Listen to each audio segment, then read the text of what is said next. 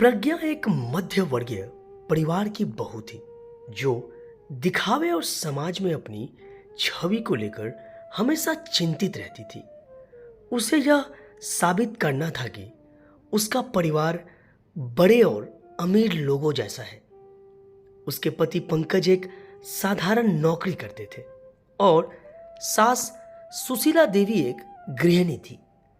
परिवार की सीमित आय के बावजूद प्रज्ञा का जीवन जीने का अंदाज बड़ा दिखावे वाला था। एक दिन प्रज्ञा ने अपने दोस्तों को घर बुलाने का कार्यक्रम किया। उसे यह दिखाना था कि उसके घर में हर सुविधा है और नौकर चाकर भी है। जब सुशीला देवी को यह बात पता चली तो उन्होंने चिंता व्यक्त की। बेटी, हमारे पास तो नौकर रखने की भी क्षमता नहीं है, ये सब झूठ क्यों बोलना? प्रज्ञा ने जवाब दिया, माँ जी, मैं झूठ नहीं बोल रही हूं, बस थोड़े समय के लिए आप नौकरानी बन जाएं। दोस्तों को यह लगेगा कि हमारे घर में नौकर है। बस एक दिन की बात है। सुशीला देवी यह सुनकर हैरान रह गई। उन्होंने सोचा, कैसी बहू है जो अपनी सास को नौकरानी बनाने की सलाह दे रही है।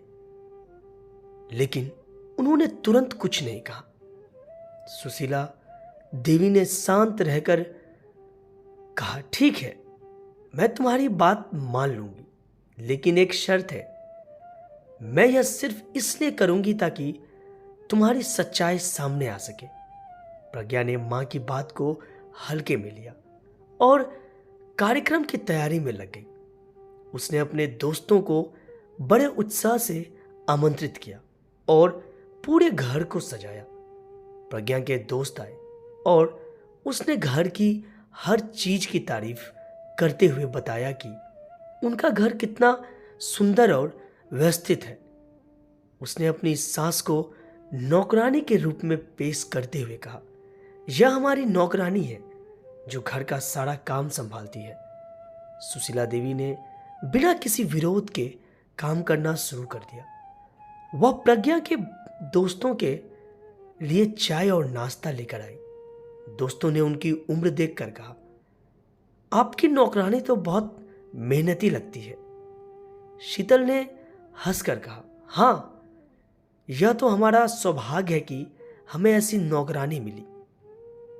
शाम के समय जब सभी दोस्त भोजन के लिए बैठे तो सुशीला देवी ने सबके सामने बोलना शुरू किया, आप लोग बहुत भाग्यशाली हैं कि आपको प्रज्ञा जैसी दोस्त मिली और मैं भी भाग्यशाली हूं कि मुझे यह घर मिला। लेकिन एक बात कहनी है कि इस घर की नौकरानी नहीं बल्कि इस घर की मां हूं मैं। सभी दोस्त चौंक गए। उन्होंने प्रज्ञा की ओर देखा। प्रज्ञा शर्मिंदा से चुप हो गई।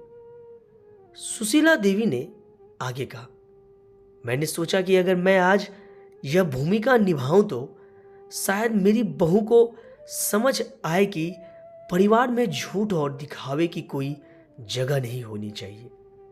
सच्चाई से बढ़कर कुछ नहीं। प्रज्ञा को अपनी गलती का एहसास हुआ। उसने मां से माफी मांगते हुए कहा, मां जी, मैं समाज में अपनी छवि को लेकर इतनी चिंतित हो गई थी कि मैंने सही गलत का ध्यान ही नहीं रखा। आपने मुझे आज एक बहुत बड़ा सबक सिखाया है। उस दिन के बाद प्रज्ञा ने दिखावे से बचना सीखा और सादगी को अपनाया। उसने अपने दोस्तों से भी सच्चाई स्वीकार की और समाज में अपनी छवि के पीछे भागना छोड़ दिया। सुशीला देवी ने अपने धैर्य और समझदारी से अपने परिवार को टूटने से बचा लिया। यह कहानी हमें यह सिखाती है कि परिवार में सच्चाई और आपसी सम्मान ही सबसे बड़ा धन होता है। झूठ और दिखावे से परिवार का अपमान होता है, लेकिन सादगी और ईमानदारी से रिश्तों में मजबूती आती है।